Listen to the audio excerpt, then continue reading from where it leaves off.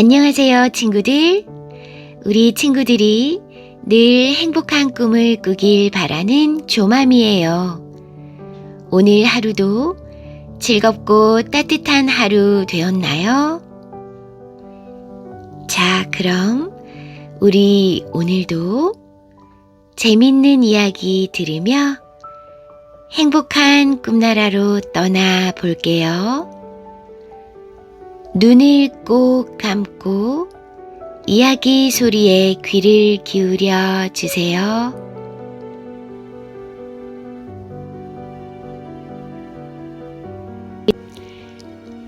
레미제라블. 프랑스 남쪽의 디뉴 마을에 미리엘 주교가 살고 있었어요. 그는 가난하고 병든 이웃들을 도우며 하느님의 사랑을 실천하는 사람이었지요. 어느 날 저녁, 주교의 집에 지저분한 옷차림을 한 남자가 찾아왔어요. 내 이름은 장발장이요. 빵을 훔쳤다는 이유로 19년 동안이나 감옥살이를 했지요. 하지만 세상은 내가 죄인이라는 이유로 빵 한 조각, 허름한 헛간조차 허락하지 않는군요. 부탁이니 제발 나에게 먹을 것과 잠자리를 좀 주지 않겠소? 아무 걱정 말고 배불리 먹고 편히 쉬다 가시오. 미리엘 주교는 장발장에게 아무것도 묻지 않고 먹을 것과 따뜻한 잠자리를 내주었어요. 주교가 베푼 호의에 장발장은 눈물이 날 것 같았지요. 하지만 장발장은 편안하게 잠들 수가 없었어요. 식당에서 본 은식기가 눈앞에 어른거렸기 때문이지요. 한참을 망설이던 장발장은 끝내 방에서 나와 벽장에 있는 은식기를 가방에 넣었어요. 그러고는 담장을 넘어 도망쳤지요.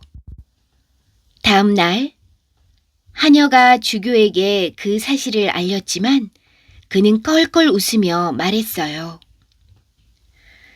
내가 가난한 사람의 것을 너무 오래 가지고 있었군요. 얼마 지나지 않아 헌병대가 장발장을 끌고 주교를 찾아왔어요. 수상한 남자가 은식기 여러 개를 가지고 있어 도둑일 거라 의심했던 거지요. 그러나 주교는 장발장의 가방에 은촛대를 넣어주며 말했어요. 내가 은식기들과 함께 이 촛대도 선물로 드리려고 했는데 깜빡했습니다. 주교의 말에 감동한 장발장은 아무 말도 하지 못한 채 눈물만 흘렸어요. 그날 이후 뼈저리게 반성한 장발장은 새 사람이 되어 살아가기로 결심했어요. 그로부터 오랜 시간이 지난 뒤 장발장은 마들렌이라는 이름으로 시장의 자리에 앉게 되었지요. 마들렌이 시장으로 있는 몽트레이유에는 팡틴이라는 아름다운 여인이 살고 있었어요. 팡틴은 마들렌이 운영하는 공장의 여직공이었지요. 그녀는 어린 시절에 한 남자를 사랑했어요. 하지만 그 남자는 그녀와 그녀의 뱃속에 있던 아이를 남겨둔 채 떠나버렸지요. 결국 팡틴은 홀로 아이를 낳고 코제트라고 이름을 지었어요. 팡틴은 코제트와 함께 몽트레이유를 떠나 파리에서 꿋꿋하게 지냈지요. 하지만 변변한 일자리 하나 없이 여자의 몸으로 혼자 아이를 키우는 것은 무척이나 힘든 일이었어요. 그래서 팡틴은 별 수 없이 코제트를 여관을 운영하는 테나르디에 부부에게 맡겼어요. 그러고는 일자리를 찾아 고향인 몽트레이유로 오게 된 것이었지요. 그런데 사실 테나르디에 부부는 심성이 아주 고약한 사람들이었어요. 코제트를 키워준다는 핑계로 팡틴에게 점점 더 많은 돈을 요구하며 괴롭혔지요. 게다가 팡틴이 테나르디에 부부에게 편지를 줄기차게 보내자 그것을 수상히 여긴 동료 직공들은 그녀가 이상한 일을 꾸민다고 생각했어요. 그래서 공장의 감독은 마들렌 시장님이 더 이상 공장에 나오지 말라고 했다는 말을 꾸며 팡틴을 내쫓았지요.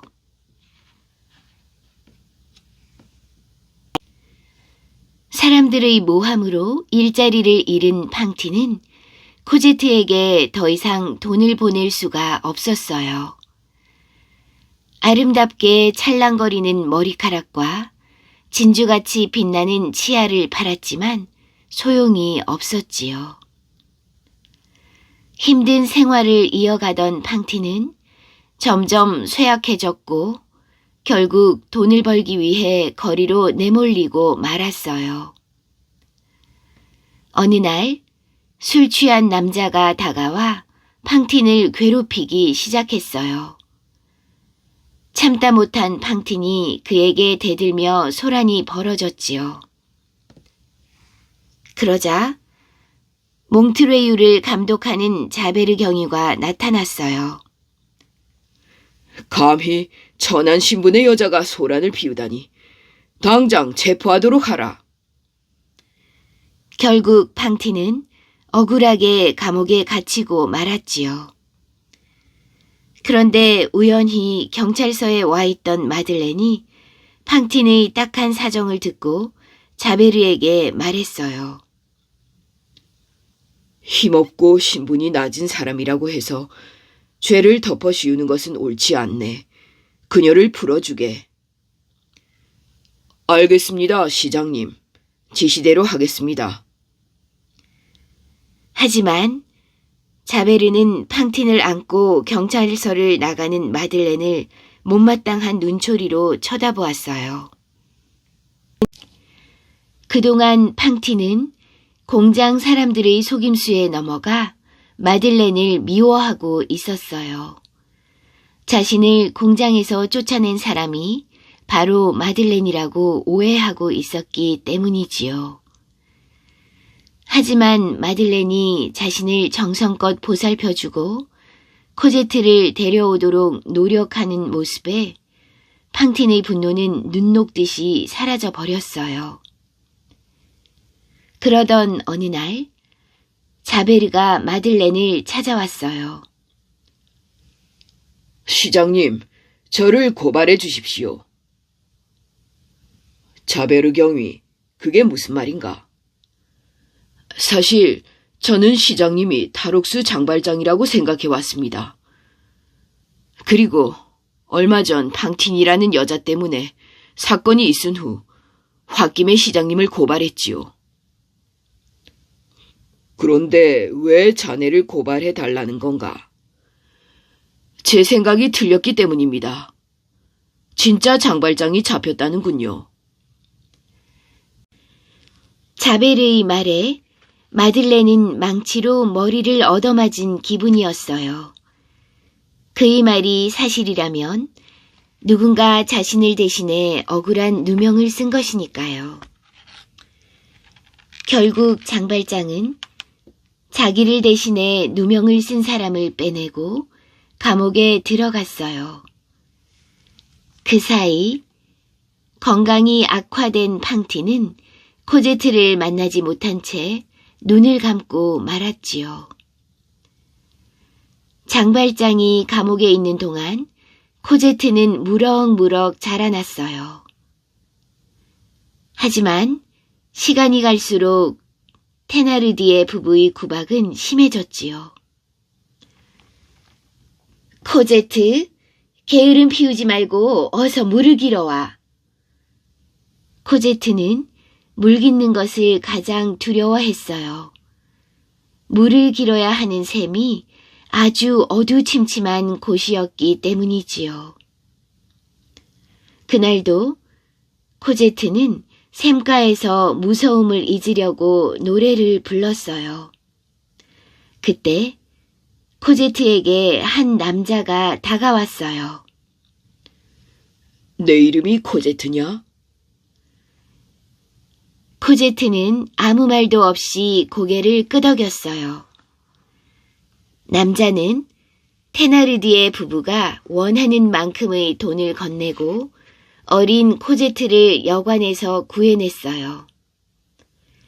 그 남자는 바로 팡틴과의 약속을 지키기 위해 감옥에서 탈출한 장발장이었지요. 세월이 흘러 프랑스 여기저기서 혁명의 기운이 피어오르기 시작했어요. 왕과 귀족들 중심으로 나라가 돌아가자 시민들이 뜻을 모은 것이었지요. 혁명을 이끄는 단체에는 마리우스라는 청년이 있었어요. 그는 질노르망이라는 귀족의 외손자였지요. 질노르망은 자신의 딸이 신분이 낮은 남자와 결혼하여 마리우스를 낳고 죽자 어린 마리우스를 그의 아버지에게서 빼앗아 생이별을 하게 했어요. 그러다가 마리우스는 아버지가 죽음을 앞둔 순간에야 그를 만날 수 있었어요. 아버지는 죽기 전에 마리우스에게 2가지 유언을 남겼지요. 하나는 자신이 가지고 있던 남작이라는 지위를 아들에게 물려준다는 것이었어요. 그리고 또 하나는 생명의 은인인 테나르디에를 찾아 그에게 친절을 베풀라는 것이었지요.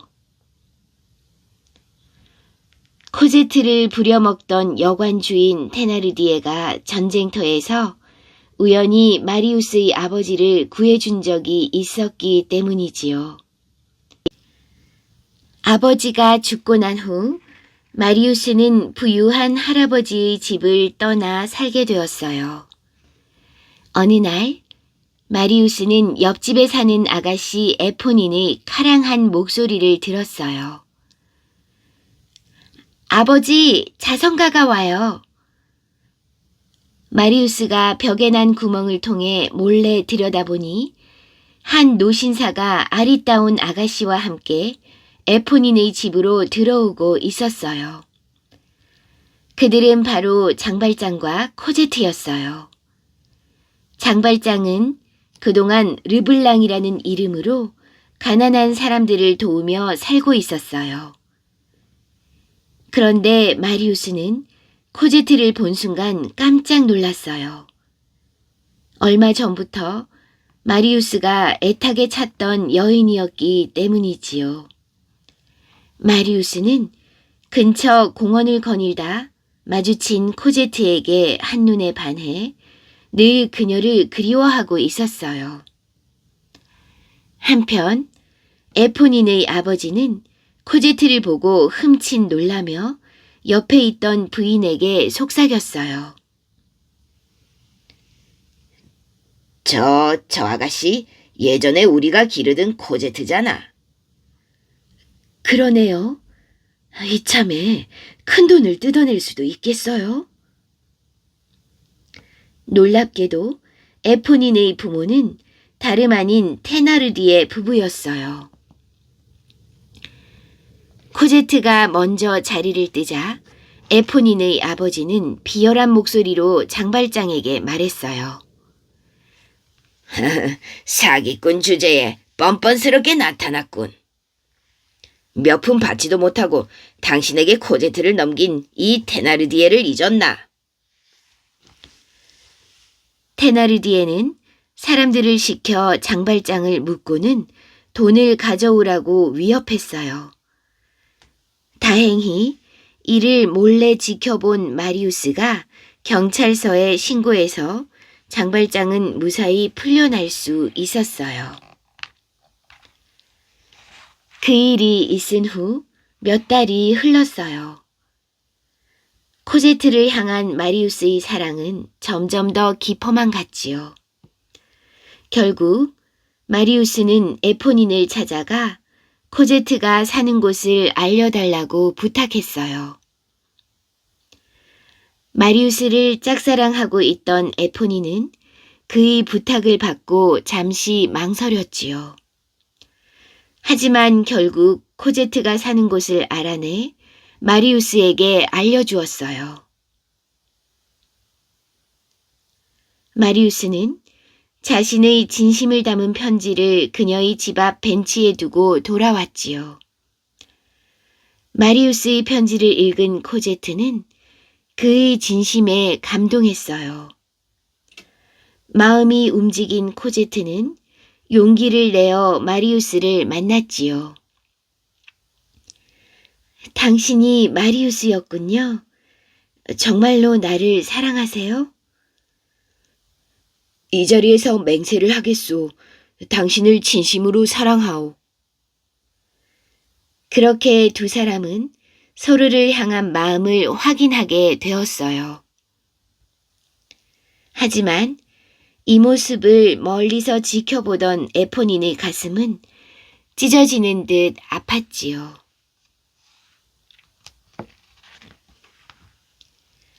장발장은 코제트와 함께 파리를 떠나기로 결심했어요.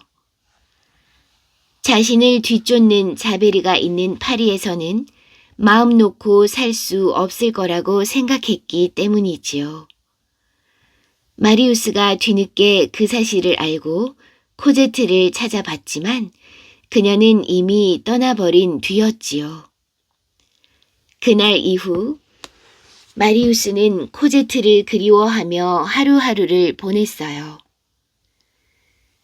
그를 지켜보던 마리우스의 친구들이 안타까워하며 말했지요. 그녀가 떠난 것은 안타깝지만 자네에게는 혁명이라는 중요한 임무가 있다는 것을 잊지 말게나. 그 말이 맞네. 지금부터라도 이 나라를 위해서 앞장서겠네. 마리우스와 친구들은 차근차근 혁명을 준비하기 시작했어요. 드디어 약속된 날이 다가왔어요.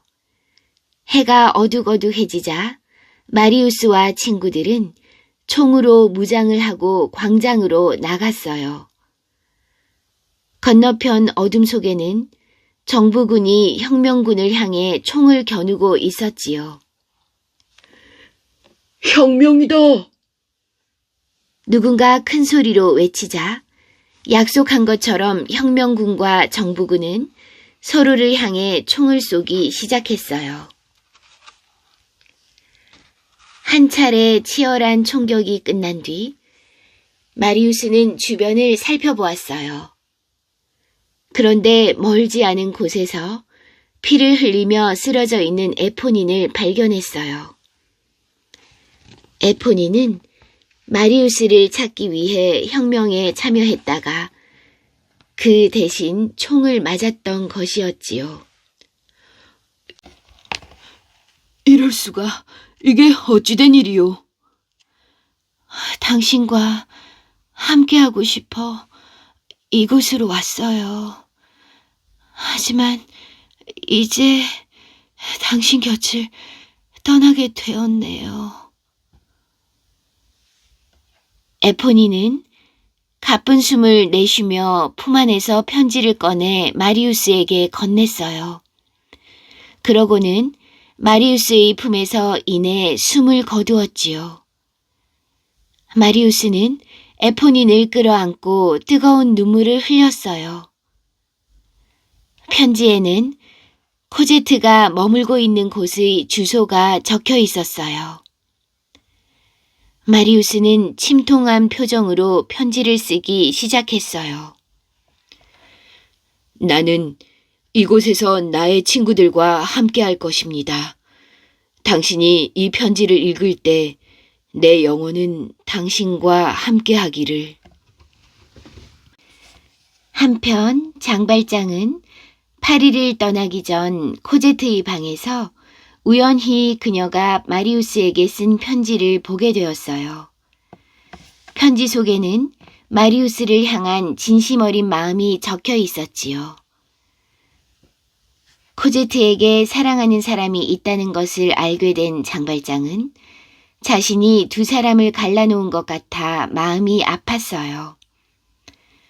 장발장은 파리를 떠나와서도 무거운 마음을 지울 수가 없었지요. 며칠 후 정원을 거닐고 있는 장발장에게 한 소년이 다가와 말을 걸었어요.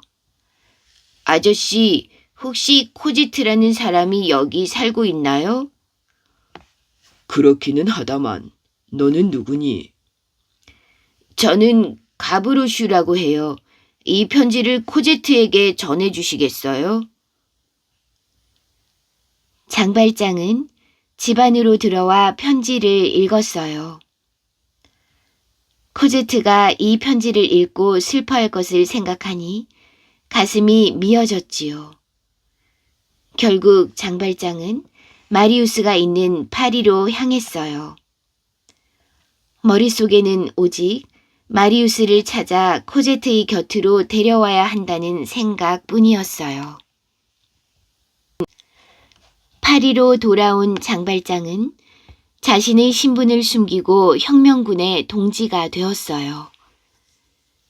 그에게 주어진 첫 번째 임무는 혁명군 속에 몰래 들어와 염탐을 하다가 발각되어 잡힌 자베르를 죽이는 것이었지요. 그동안 자신을 끈질기게 따라다니며 괴롭히던 자베르를 없앨 수 있는 기회였어요. 장발장은 기둥에 묶여있는 자베르에게 다가갔어요. 그를 알아본 자베르는 모든 것을 포기한 채 말했어요. 결국 이렇게 되는군. 좋다. 나를 죽여라. 하지만 장발장은 자베르를 없애기는커녕 혁명군이 정신없는 틈을 타 그를 풀어주었어요. 풀려난 자베르는 한동안 멍하니 서 있다가 어둠 속으로 사라졌어요. 머지않아 당시 정부군의 공격이 시작되었어요. 혁명군은 끝까지 저항했지만 결국 정부군에게 밀려 도망칠 수밖에 없었어요. 그 과정에서 마리우스는 큰 부상을 입고 말았지요. 부상을 입은 마리우스를 발견한 장발장은 그를 어깨에 짊어지고 파리의 컴컴한 지하수로를 걸었지요. 질척한 진흙탕을 한참 걸어가니 멀리서 출구가 보였어요. 하지만 출구는 단단한 철문으로 막혀 있었지요.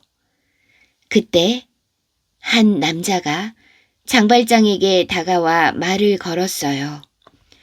당신 사람을 죽였구만. 저 사내의 주머니에 있는 돈을 내게 넘긴다면 철문을 열어주도록 하지. 탐욕스러운 표정으로 말을 건네는 남자는 바로 테나르디에였어요.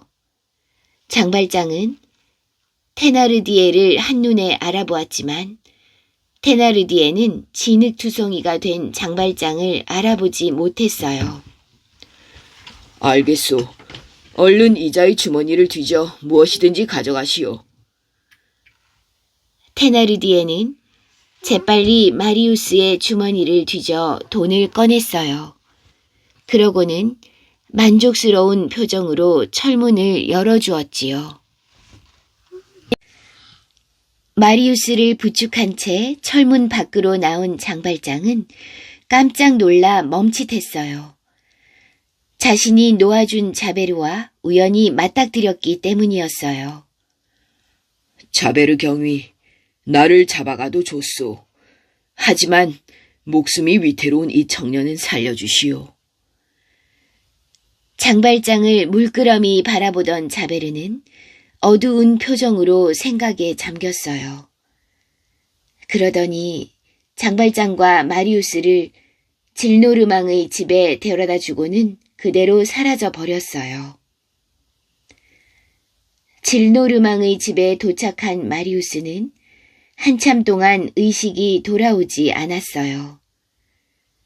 그런 손자의 모습을 지켜보는 질노르망의 마음은 갈기갈기 찢어질 듯이 아팠지요. 넉 달이 지나서야 마리우스는 간신히 눈을 떴어요. 마리우스, 드디어 살아났구나. 질노르망은 눈물을 흘리며 기뻐했어요. 한편 자베르는 장발장을 놓아준 자신의 행동을 곱씹으며 괴로워했어요. 내 평생을 바쳐 쫓았던 장발장을 내 손으로 돕다니. 자베르는 결국 괴로움을 이기지 못하고 강물 속으로 몸을 던지고 말았어요. 병상에서 하루하루를 보내던 마리우스는 언제나 코제트 생각뿐이었지요.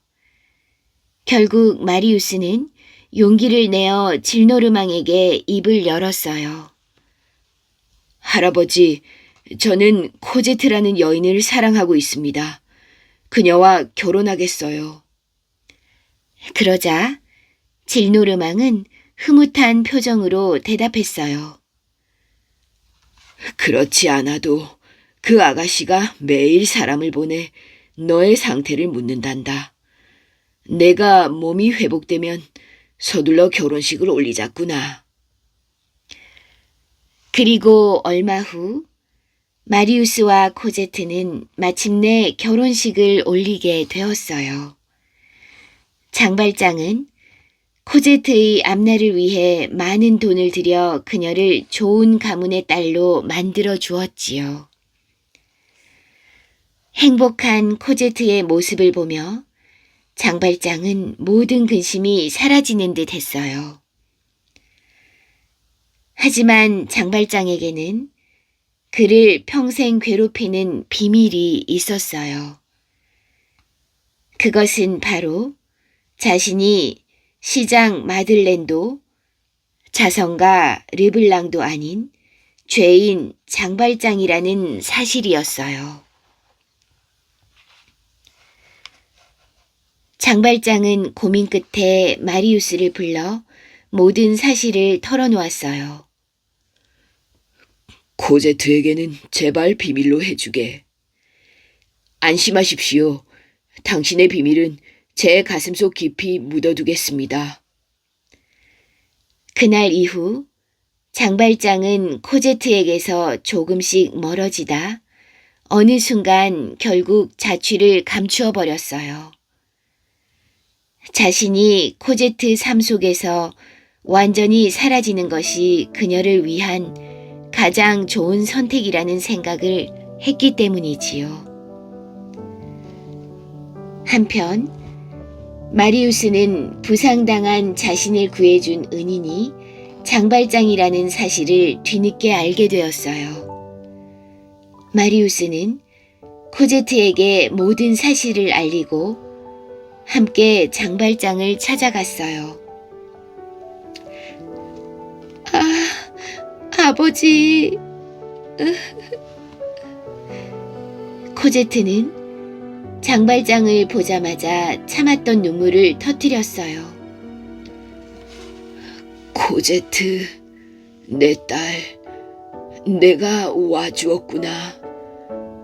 이 못난 아비를 용서해 주겠니?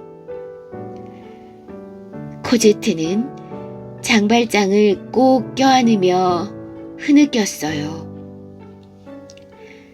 그럼요, 아버지. 이제 우리 헤어지지 말아요. 하지만 장발장은 이미 죽음의 문턱에 가까이 와 있었어요. 그날 밤 장발장은 코제트와 마리우스를 바라보면서 조용히 눈을 감았어요.